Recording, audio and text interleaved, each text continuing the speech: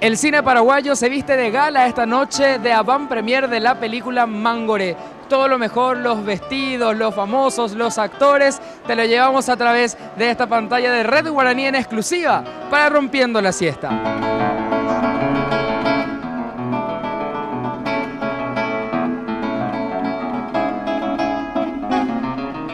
Estamos presentando una obra que yo creo que va a ser, que va a dar mucho que hablar, que va a emocionar. Tienen que ir al cine. Mañana se estrena la película, va a estar en todas las salas de Asunción, de Ciudad del Este, de Encarnación, de San Lorenzo, y espero que les guste.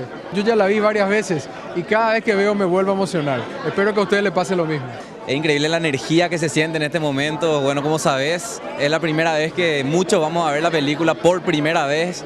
Y nada, agradecido de la presencia de la gente, ansioso, con ganas de ver y nada, disfrutando más que nada, ¿verdad? Tenemos que seguir haciendo para aprender y mejorar y seguir viajando con nuestras películas, la única manera de crecer. Queremos con Tana filmar el año que viene, ojalá al estrenar ya el año que viene, pero lo lindo que está pasando es esto, que incluso este mes se están estrenando 3 películas paraguayas. Bueno, eso no solamente tiene que ver con Siete Cajas, tiene que ver con todos los últimos estrenos anteriores que se venían estrenando casi 2 películas al año. Y ahora imagínate, en un mes 3 películas, es un milagro. Muy feliz, muy feliz. Siento la pasión de Tío, sé lo que se sacrificó, sé lo que le costó a todo el equipo Mangoré y hoy está acá. Hoy estamos a minutos, estoy ansioso por subir y ver cuál es el resultado, ¿verdad? En realidad es una pollera con una blusita. Como sabrán o se imaginarán, yo estoy ahora como loca con los ensayos del Baila, con los ensayos de mi obra de teatro que estreno ahora el 4 de septiembre, el día después del arranque del Baila. Entonces no tuve mucho tiempo, pero traté de estar un poquito acorde al evento. Vino, apenas le dijeron, hay una película que hacer y es una película de época y tenés que tener un nivel súper importante, haberte estudiado de todo para poder llegar a ser maquillador y director de maquillaje de una película de época. Fue una experiencia muy linda.